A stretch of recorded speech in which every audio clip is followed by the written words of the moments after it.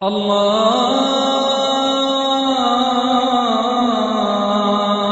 আকবার, আল্লাহু আকবার, আল্লাহু আকবার, আল্লাহু আকবার। ডক্টর জাকির, ইসলাম ধর্মে তৌহিদের পর সবচেয়ে গুরুত্বপূর্ণ বিষয় কোনটা, যেটা আমরা অমুসলিমদের কাছে প্রচার করব তাদেরকে দাওয়া দেওয়ার সময়? তাওহীদের পর ইসলাম ধর্মে সবচেয়ে গুরুত্বপূর্ণ বিষয় হচ্ছে রিসালাত, তার মানে সর্বশেষ ও চূড়ান্ত নবী মুহাম্মদ সাল্লাল্লাহু আলাইহি সাল্লামকে বিশ্বাস করা। যখন কোনো অমুসলিমের কাছে আল্লাহ তাআলার অস্তিত্ব প্রমাণ করবেন, সেখানেও কালিমা বলবেন লা ইলাহা ইল্লাল্লাহ মুহাম্মাদুর রাসূলুল্লাহ, যে আল্লাহ ব্যতীত কোনো উপাস্য নেই আর মুহাম্মদ সাল্লাল্লাহু আলাইহি সাল্লাম আল্লাহর প্রেরিত রাসূল। প্রথমে তাকে বোঝাবেন আল্লাহ সুবহানাহু ওয়া তাআলার একত্ববাদ সম্পর্কে, শিরক বা পূজা থেকে ফিরিয়ে আনবেন। এরপর তার সামনে প্রমাণ করবেন যে মুহাম্মদ সাল্লাল্লাহু আলাইহি সাল্লাম সর্বশেষ ও চূড়ান্ত নবী। আমি একটা লেকচার দিয়েছিলাম, মুহাম্মদ সাল্লাল্লাহু আলাইহি সাল্লাম ইন ভেরিয়াস রিলিজিয়াস স্ক্রিপচার্স। সময় কম, এখানে বিস্তারিত বলছি না, শুধু কয়েকটা রেফারেন্স দিচ্ছি। পুরো উদ্ধৃতিগুলো বলছি না, শুধু রেফারেন্সগুলো বলছি। মুহাম্মদ সাল্লাল্লাহু আলাইহি সাল্লামের নবুয়ত কিভাবে ইহুদি আর খ্রিস্টানদের কাছে প্রমাণ করব। ওল্ড টেস্টামেন্ট পড়লে দেখবেন মুহাম্মদ সাল্লাল্লাহু আলাইহি সাল্লাম সম্পর্কে ওল্ড টেস্টামেন্টে ভবিষ্যৎবাণী করা হয়েছে। আমি শুধু রেফারেন্স দিচ্ছি, বিস্তারিত জানতে চাইলে আমার ওয়েবসাইটে যান irf.net। মুহাম্মদ সাল্লাল্লাহু আলাইহি সাল্লাম সম্পর্কে ভবিষ্যৎবাণী এটা আছে বুক অব ডিউটেরোনমিতে অধ্যায় 18 অনুচ্ছেদ 18, বুক অব ডিউটেরোনমি অধ্যায় 18 অনুচ্ছেদ 19, বুক অব আইজায়া অধ্যায় 29 অনুচ্ছেদ 12, সং অব সলোমন অধ্যায় 5 অনুচ্ছেদ 16। নবী মুহাম্মদ সাল্লাল্লাহু আলাইহি সাল্লামের নাম উল্লেখ করা হয়েছে ওল্ড টেস্টামেন্টে সং অব সলোমন অধ্যায় 5 অনুচ্ছেদ 16।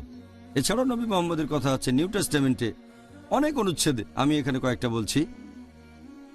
নবী মুহাম্মদ সাল্লাল্লাহু আলাইহি সাল্লামের ব্যাপারে ভবিষ্যদ্বাণী করা হয়েছে গসপেল অব জন অধ্যায় 14 অনুচ্ছেদ 16, গসপেল অব জন অধ্যায় 15 অনুচ্ছেদ 26, গসপেল অব জন অধ্যায় 16 অনুচ্ছেদ 7, গসপেল অব জন অধ্যায় 16 অনুচ্ছেদ 12 থেকে 14। এরকম অনেক ভবিষ্যৎবাণী। আর কোরআনও একই কথা বলছে।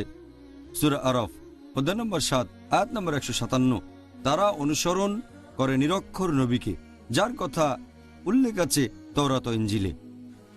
এরপর আল্লাহ আরো বলেছেন সূরা সাফ অধ্যায় নম্বর 61 আয়াত নম্বর 6, যে যীশু খ্রিস্ট বা ঈসা আলাইহিস সালাম মরিয়মের পুত্র, বনী ইসরায়েলকে বলেছিলেন, আমি আল্লাহর তরফ থেকে এসেছি বনী ইসরায়েলের নবী হিসেবে।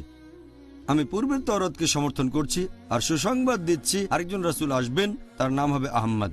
আমরা জানি তিনি শান্তিতে থাকুন, এটা মুহাম্মদ সাল্লাল্লাহু আলাইহি সাল্লামের আরেকটা নাম।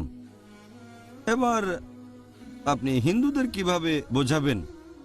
অনুসারীর দিক থেকে পৃথিবীর তৃতীয় বৃহত্তম ধর্ম হিন্দুইজম, সংখ্যায় 1 নম্বরে খ্রিস্টান ধর্ম, দ্বিতীয় ইসলাম আর তৃতীয় হিন্দুইজম। পালন করার দিক থেকে অবশ্যই ইসলাম 1 নম্বরে। আপনি যদি হিন্দু ধর্মগ্রন্থগুলো পড়েন, সেখানেও কয়েকশো অনুচ্ছেদ পাবেন বিভিন্ন হিন্দু ধর্মগ্রন্থে যেখানে মুহাম্মদ সাল্লাল্লাহু আলাইহি সাল্লামের কথা বলা হয়েছে। আমি শুধু রেফারেন্সগুলো বলছি যেখানে ভবিষ্যৎবাণীটা আছে। মুহাম্মদ সাল্লাল্লাহু আলাইহি সাল্লামের উপর ভবিষ্যৎবাণী করা হয়েছে ভবিষ্য পুরাণায় পর্ব 3 খণ্ড 3 অধ্যায় 3 অনুচ্ছেদ 5 থেকে 7। এছাড়াও উল্লেখ করা হয়েছে ভবিষ্য পুরাণায় পর্ব 3 খণ্ড 3 অধ্যায় 3 অনুচ্ছেদ 10 থেকে 27। এছাড়াও বলা হয়েছে কুন্টাব সুক্তায় মানে অথর্ববেদে গ্রন্থ নম্বর 20 অনুচ্ছেদ 127 পরিচ্ছেদ 1 থেকে 14। এছাড়াও বলা হয়েছে অথর্ববেদে গ্রন্থ নম্বর 20 অনুচ্ছেদ 21 পরিচ্ছেদ 6। এছাড়াও আছে অথর্ববেদে গ্রন্থ নম্বর 20 অনুচ্ছেদ 21 পরিচ্ছেদ 7।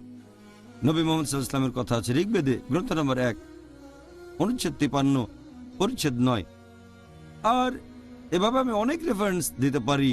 এরকম গুরুত্বপূর্ণ একটা হচ্ছে কল্কি অবতার সম্পর্কে ভবিষ্যৎবাণী। এটা আছে কল্কি পুরাণায় অধ্যায় নম্বর 2 অনুচ্ছেদ 5 অনুচ্ছেদ 7 অনুচ্ছেদ 9 অনুচ্ছেদ 11 অনুচ্ছেদ 15। এখানে সবকিছু একেবারে বিস্তারিত বর্ণনা দেওয়া হয়েছে। যেমন ধরেন মুহাম্মদ সাল্লাল্লাহু আলাইহি সাল্লামের বাবা, তাকে এখানে বলা হয়েছে বিষ্ণু ইয়াস, অনুবাদ করলে হবে আল্লাহর দাস, আরবি করলে আব্দুল্লাহ, তার মানে মুহাম্মদ সাল্লাল্লাহু আলাইহি সাল্লামের বাবা।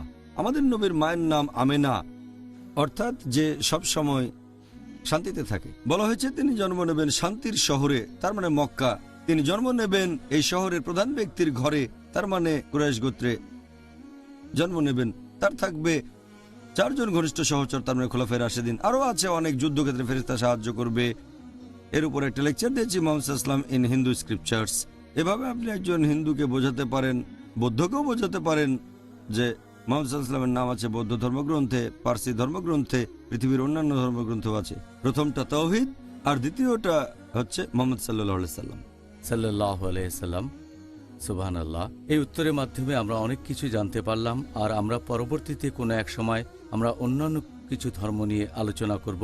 এখানে যেমন প্রথমে আলোচনা করলাম খ্রিস্টান ধর্ম নিয়ে, তারপর হিন্দুইজম, তারপর অন্যান্য ধর্ম, যে এই অমুসলিম ভাই বোনদের কীভাবে বোঝাবো তাদের জাতি ধর্ম বর্ণ যাই হোক না কেন, যে আমরা সবাই ইবাদত করব আল্লাহ সুবহানাহু ওয়া তাআলা। আল্লাহ তাআলা যেন সঠিক পথে পরিচালিত করেন ইনশাআল্লাহ। আল্লাহু আল্লাহু আল্লাহ।